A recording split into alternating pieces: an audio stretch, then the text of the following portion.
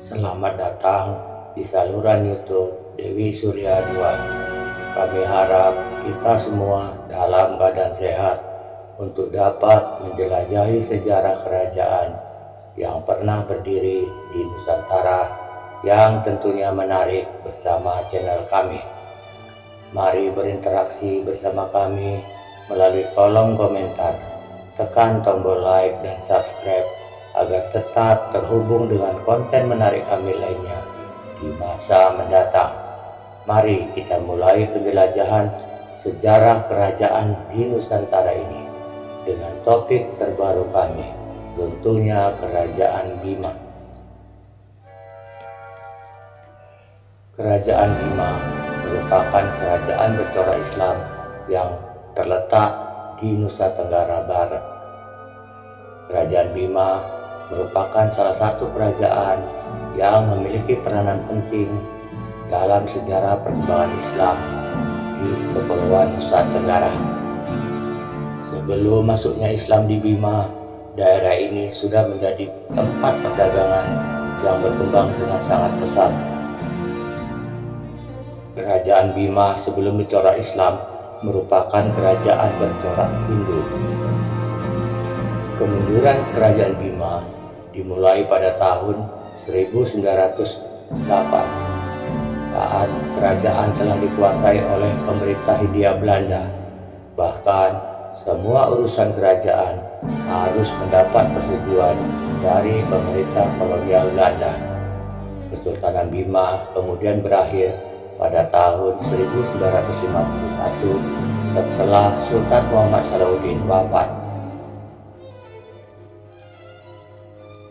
Kerajaan Bima adalah penguasa wilayah timur Nusantara abad ke-17 hingga abad ke-19. Kekuatan Bima bertambah setelah bersekutu dengan Kesultanan Goa di Sulawesi lewat pernikahan. Kekuasaan Bima meliputi bagian timur Pulau Sumbawa dan area barat Flores. Didukung armada laut yang kuat, Bima berkuasa hingga ke Manggarai, Flores. Kemajuan budaya dan ekonomi berbasis maritim saat itu juga dapat dilihat dari adanya Undang-Undang Bandar Bima. Undang-Undang Bandar Bima seperti halnya Undang-Undang Laut Kesultanan Goa memberi acuan para pelayar, misalnya syarat menjadi nakoda, tata niaga, dan bagi hasil. Kemunduran tradisi bahari dimulai sejak kedatangan bangsa Barat, terutama Belanda yang menguasai Nusantara hingga 3,5 abad lamanya. Pada Kerajaan Bima dan kerajaan lain di Sumbawa, kemunduran itu juga dipengaruhi letusan Gunung Tambora pada bulan April tahun 1815. Bima pun kehilangan separuh jumlah warga. Letusan gunung api terbesar di bumi dalam sejarah manusia modern itu menewaskan sekitar 91.000 orang di Sumbawa, Lombok, dan Bali. Belanda memakai momen letusan gunung itu untuk makin menancapkan kekuasaan.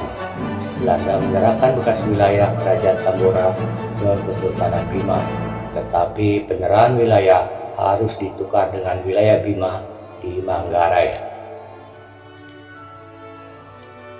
Bima yang semula merupakan wilayah kerajaan bahari lintas pulau menjadi kerajaan daratan.